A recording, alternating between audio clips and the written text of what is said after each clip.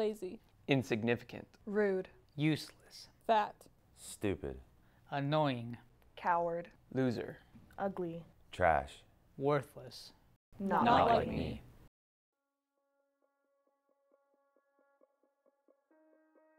I'm Bobby Obermite. I'm the HutchCC Media Program Coordinator, and I own Blue Barn Productions, LLC. My name's Jeff Johnson. I'm the Director of Community Events with Hutch Rec. Hi, my name is Andy Addis, and I am the pastor of a multi-site network of churches called Crosspoint, and we specialize in reaching rural places with churches that probably would not exist if they couldn't be a part of a network.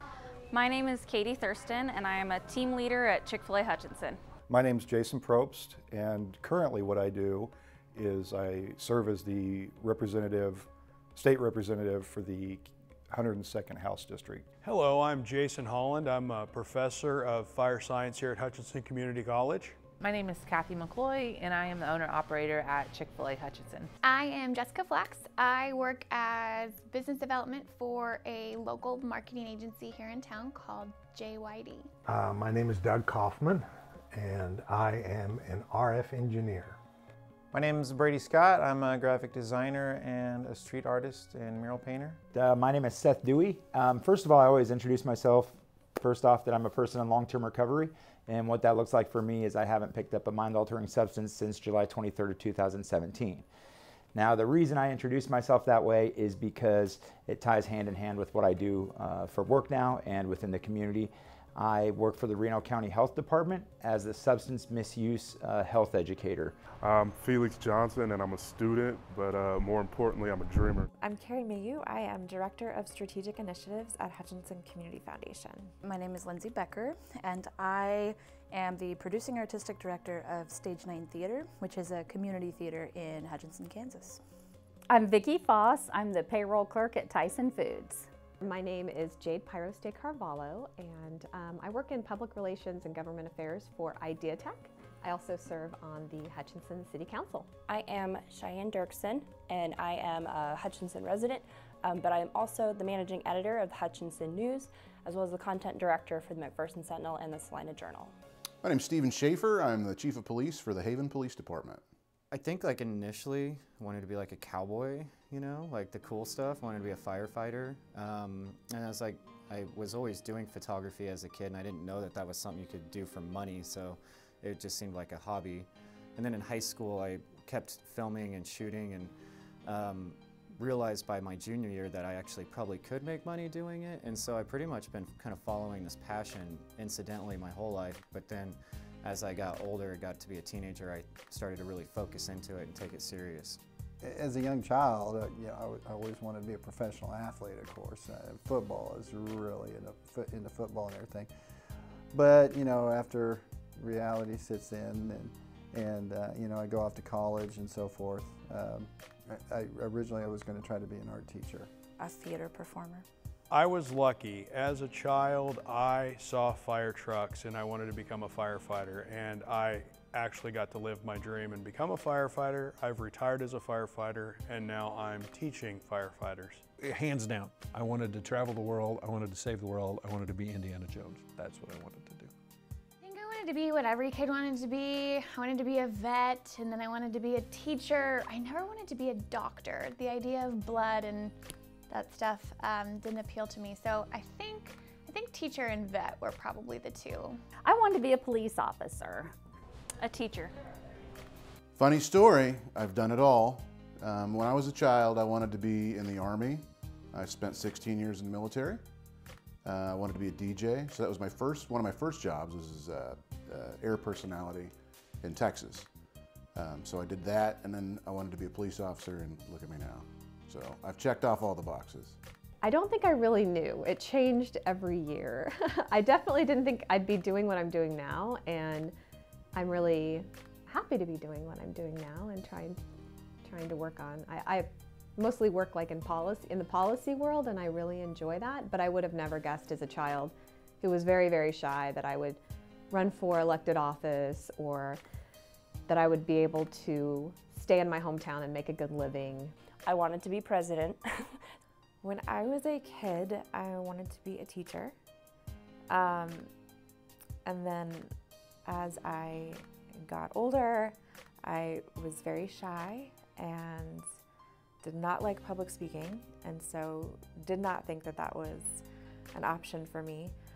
I thought maybe I wanted to be a builder of something, of some kind of something. I've always kind of wanted to be an artist. I can't remember a time that I wasn't painting or creating and making things. One thing I knew I wanted to do was ride my bike across the country, which I haven't done yet. But I have ridden across the state, so I'm getting there. But I just knew that I wanted to take the things that I liked. I liked people, I liked stories, I liked studying history and government, and I somehow wanted to try to do more of those things. And some ways, but I didn't have like a specific career. I don't remember that I had a specific career that this is what I want to do. But I knew that there were things that I wanted to do and experiences that I wanted to have. There was a lot of things I wanted to be. I wanted to be a police officer at first, and then I wanted to be a preacher, and then I think I wanted to be a realtor at one point, which is the weirdest thing for a 6th grader to want to be. But it's funny, I always wanted to be a firefighter. Always. It was just like so cool to me to see, you know, firefighters selflessly making these sacrifices to go into these dangerous situations to pull people out of the flames, and I always thought that was really cool. When I was really little, I wanted to be a train driver, meaning an engineer. Went through the Dallas Cowboys cheerleader stage, went through a veterinarian stage, lots of different things. Even when I went to college, I didn't quite know what I wanted to do. My favorite ice cream is, I don't even know if it's around anymore. It's Tin Roof Sundae. It's vanilla ice cream with fudge swirls and chocolate covered peanuts. And it was my mom's favorite ice cream when I was a kid, so that's what we always had. And just a bowl of that makes me think of my childhood and the good times. My favorite ice cream would be anything that has peanut butter in it. Is anything with chocolate chunks in it. No, I used to say it was Rocky Road, but I'm kind of over the marshmallow because they can't get it right in most places except at Knott's Berry Farm in Southern California. And since you can't get that, it's not Rocky Road. But I even like mint chocolate chips so long as it has the big chocolate chips. And I've been on a diet since birth, so I don't get as much ice cream as I want, but I'll tell you this, just yesterday, I had a small blizzard with Reese's peanut butter cup in chocolate ice cream. It was the bomb, so good. Well, I like Ben & Jerry's non-dairy. I try to eat plant-based, and they have this amazing mint chocolate chip, and they also have an amazing chocolate ice cream with like everything in it, nuts and marshmallows. It depends on my mood. So sometimes I need some cookie dough action with like extra cookie dough on top. Sometimes I need some strawberry cheesecake with like the cheesecake square action. Sometimes I need some pistachio. So it really just depends on the moods, but those are the three that I tend towards. My favorite ice cream is peppermint stick. I'm pretty boring in that I like vanilla, but I also like a strawberry shake. Favorite ice cream, easy. Cookies and cream ice cream, always. Caramel praline. I don't really have a favorite. I like to experiment with different flavors and stuff. We go to Brahms sometimes and get cones. I like soft serve if that's a flavor. I'm pretty basic. I like vanilla because you can add anything to it. Strawberry ice cream is my favorite, honestly. I like the cookies and cream milkshake. Yeah, my favorite ice cream is probably chocolate. I don't eat a lot of sweets. I eat a lot of salt all the time. I love German chocolate ice cream from Brahms. That's the best one. If it's in a sugar cone, it should be a strawberry ice cream. If it's in a waffle cone, it should be a cookie dough because that allows for room for like chocolate toppings because the cone can hold them. If it's in a dish, it should be a banana split or something with a bunch of toppings. If it's a shake, like from Bogey's, it should be a large blueberry banana shake because you can eat part of it and then freeze it and eat the other half of it later. My favorite ice cream, probably mint chocolate chip and Rocky Road. Those are my two favorites, and I kind of go back and forth between the two. I tell you what, I don't eat ice cream very often. I saw that question, and that was the one that gave me the most anxiety So if I were going to say, I would probably just have to say like cookies and cream. Yes, pumpkin pie. Pumpkin pie and tiramisu. Tiramisu, that's the elegant side. I am married. I've been married for 7 years. I have a 3-year-old daughter and 2 dogs, a 9 and a 6-year-old mutts. And so we are, it's a pretty busy household from day to day, yeah. I am a mother of 2 girls, and I am married almost 12 and a half years. And then I actually have a lot of additional family that live in town as well. I have a lovely wife, 6 kids, 7 grandkids, and a brother and a sister. I have a son, yes. I have a husband and I have 3 boys that go to school here in the county. I have a 9th grader, a 7th grader, and a 5th grader. I have a great family history, although it's a little bit broken. My wife and I both come from pretty distinctly disturbed backgrounds. My mom was married multiple times. I never met my dad. She was disengaged from her dad until later years. Mom was married multiple times. Both of us grew up in kind of abusive environments, not kind of, in abusive environments. And so we are very thankful that both she and I became believers, and it broke a chain in our life. We have now been married 26 plus years and have 2 wonderful adult children named Noah and Nathan, both of which have a ministry on their hearts. Even though we tried to talk them out of it, they both decided that that's where they think that they need to be in life. One of them will graduate from Wichita State University this fall, and the other will, got about 3 years left at McPherson College, but they both started at Hutchinson Junior College. I've been married for 24 years. My wife is the Assistant Director of Financial Aid here at Hutchinson Community College. I have an 18-year-old daughter who attends Buehler High School and is a senior and getting ready to graduate and become a Blue Dragon herself with a music scholarship playing trumpet. I also have a freshman, just turned 15, and she is in the marching band at Buehler High School, and both my girls play volleyball, so they're very active in sports and in band and just their high school life. I do have a family. My parents, I was born and raised here, so my parents still live here, but they're getting ready to move. So my family will now almost all be in Georgia.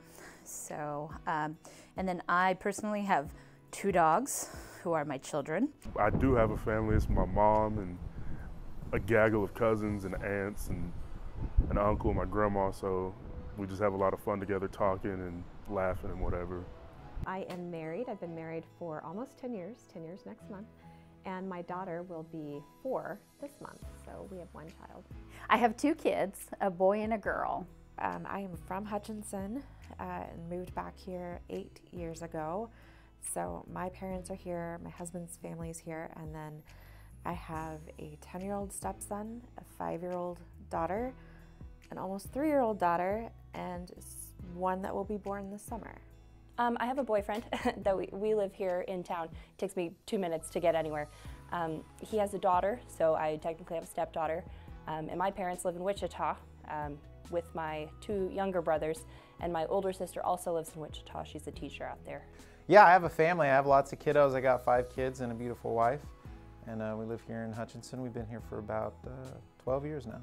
I have a wonderful family. My wife and I have been married for, oh gosh, 47, 46 years. We got married right out of high school, and I have 3 children and 5 grandchildren. I have a wife named Karen. We've been married for 32 years, and I have 2 kids, a daughter, Sydney, who's 31, and my son, Robert, who's 27. I'm divorced, but I have 2 grown children. My daughter is 26 and my son is 23. I have 2 grandchildren. Lila is 6 and Violet's 2. I have 4 sisters and 1 brother. I'm the oldest of 8. I have 2 brothers, 3 step siblings, and then 2 half siblings. I had 1 brother who passed away about 6 years ago. Yeah, he committed suicide, so he had some mental health struggles, and so that is my only sibling. I also have like a bit of an extended family, sort of. I was first married fresh out of college at 21.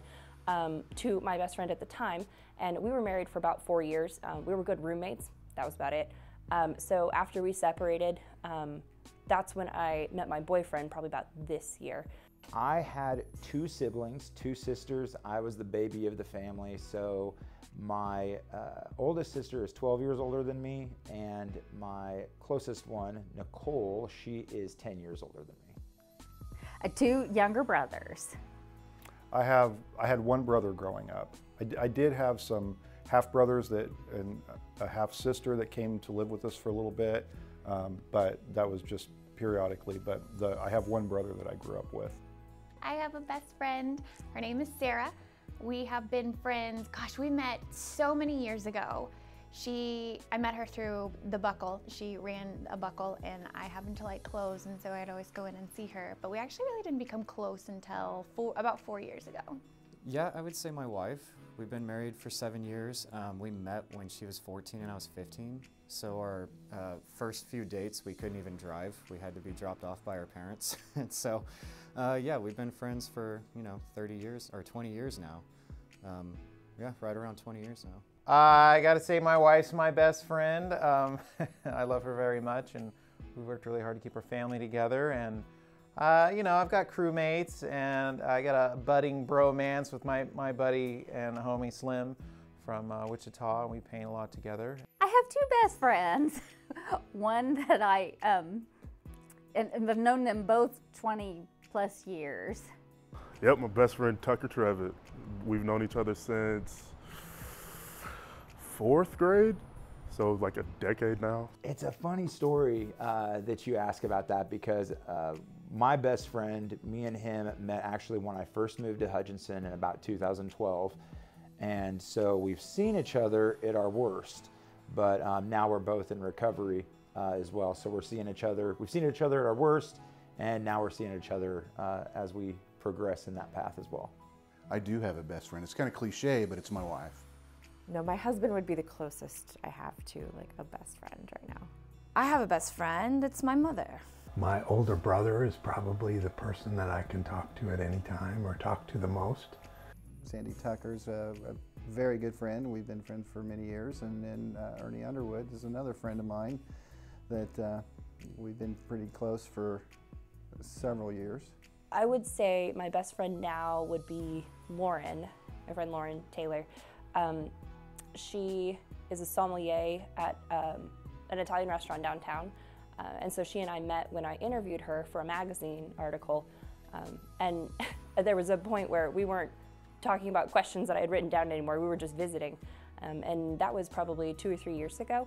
I consider my husband my best friend, but I do have some women. I have a circle of women that we kind of lift each other up. This was a funny question to me, because I actually have several best friends, and I sometimes avoid the term best because I have friends that kind of fill different roles in my life. But yes, I have a handful of really dear friends that I hold close to me. I do have a best friend. I actually have a few best friends. The first one that comes to mind lives in Missouri. She's a hairstylist and been my best friend for 15, 20 years. Currently right now, I have a vast number of acquaintances and lots of people that I call friends.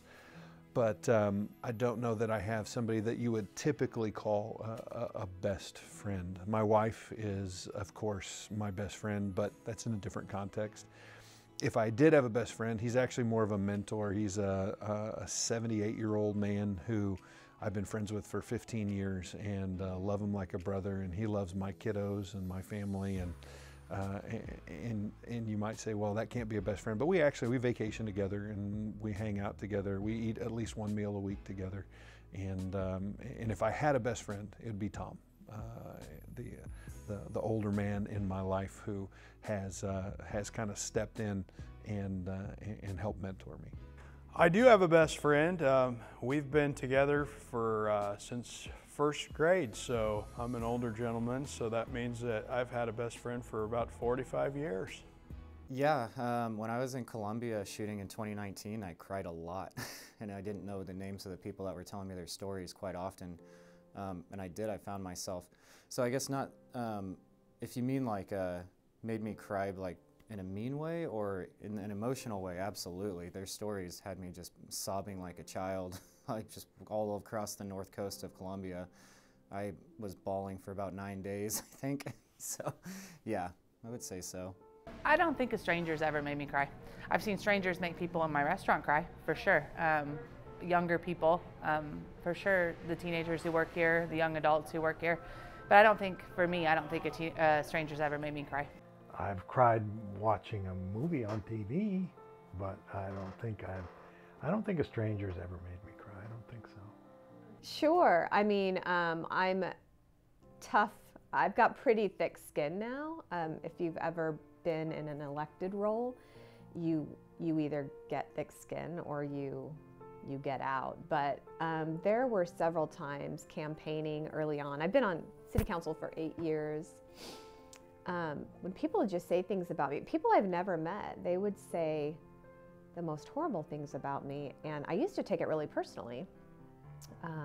Even they would make things up. Even this last election, this last campaign in 2019, I was sent some things that people said online, and I was like, where would they get that, and why would they say that? But you know, oftentimes, actually pretty much nearly all the time, when someone is tearing you down like that, it's because, you know, they just have a lot of hurt in their lives, and they're lashing out. So I try to remember that, but yeah, I mean, I think everyone's had someone who's made them cry who they didn't even know. In the context of great stories, sermons that I've heard, and movies, yes.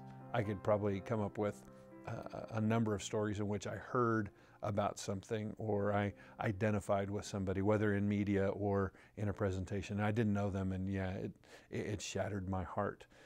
In a one-on-one with somebody, I can't think of a time that has ever happened where I just met somebody and in a conversation with them, it led to a tearful expression. But yes, any number of times I've heard a story, and the one that gets me all the time is the dad moment. Maybe it's because of my own history with not connecting with mine, or the absolutely obsessive love I have for my own kids, that when my wife, she thinks it's hilarious. Even if there's a good commercial on TV and it's about a dad, she'll just stare at me because she knows I'm going to tear up. It is the least manly thing about me, but yeah, if it's a good dad story, I'll cry about that all the time. A number of times, yeah. Again, kind of hearing people's stories, some of them are very touching, and you realize just how much, sometimes how much difficulty and heartbreak people deal with in their lives. Not really. Has a stranger frustrated me? Definitely. But I can't say that I've ever had a stranger do anything to make me cry, no. People lash out when they don't feel heard, but at the same time they don't take a minute to listen, to participate. And that's what hurts the most. I mean, I've cried with songs and movies, so the people who made those songs and movies have definitely made me cry. I mean, I've cried with books, but I don't think a stranger's ever really made me cry, like personally or directly. Yeah, numerous times. In this job, you see the best of people, you see the worst of people. And I won't say maybe outwardly I've cried, but definitely on the inside and sometimes at the end of a call. Not recently. I cry real easily though, so the only time I can actually remember a stranger making me cry was I was young, and I do know his name now. His name was Charlie, and he called me a rotten egg, and I cried so hard. I was just devastated by that, so yes. I don't cry often, but I don't think so. The only times I can think about a stranger making me cry are not directly related at me, but just kind of caught me emotional. I'm not a very emotional person when it comes to kind of reacting that way.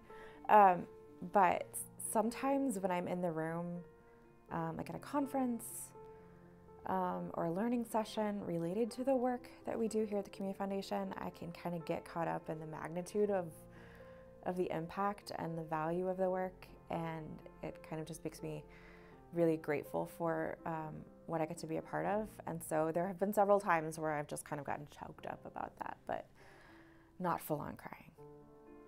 Yes, actually that does occur. As a first responder and a firefighter here in Hutchinson in the community, I've had numerous occasions, not in front of anyone, but because of the different types of calls we've been on, yeah, I've definitely shed some tears. I cry a lot, so it is not difficult to make me cry, but definitely strangers have 100% made me cry. So as a team leader, I deal with a lot of complaint calls, and so sometimes people call and they're like very angry, and I don't know if it's really happened directly to me, but there was one lady that just went back and forth on what kind of ice cream she went, and it was this girl's last day, and she made her cry on her last day. All the time, especially in the work that we do, talking to people as they're experiencing substance use disorder that I don't know very well, seeing the struggles that they go through, the barriers that they face, the reasons they're in the situation. It actually makes me cry quite often. Sometimes out of sadness, but other times also out of understanding, and sometimes out of hope. Nighttime, morning time.